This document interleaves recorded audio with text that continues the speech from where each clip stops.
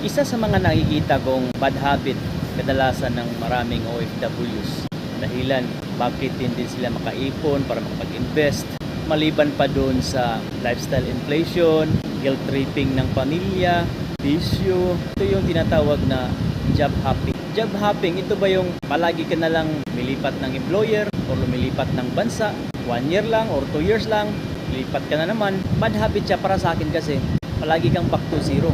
Buti nga kung back to zero. Eh kung maubusan ka ng bala, back to negative ka. Pagpalagay na lang nating may naipon kang konti, good for 3 months consumption. Kung hindi ka makahanap agad ng trabaho, mababaon ka na naman ngayon sa utang, di ba? Ang first year mo naman, kung makahanap ka na ng bagong trabaho, bayad na naman sa utang. Hindi ko naman sinasabi na masama siya. Totally masama. I-enjoy ka, kasi nga YOLO, go ahead. Pero hindi ka talaga makakaipon at makaka-invest sa ganyang practice, sa kanyang habit. Ang nakikita ko lang advantages dyan is yung mga nasa higher positions, yung mga managerial, executives, ganun. Pero sa level ng mga gaya ko, mga skilled workers, bilang lumipat ka 2-3 beses. Pero kung maka 5 hanggang 10 ka na, wala ka talagang maiipon at maipupundar dyan. Ako dito sa 15 years nakatatlong employers.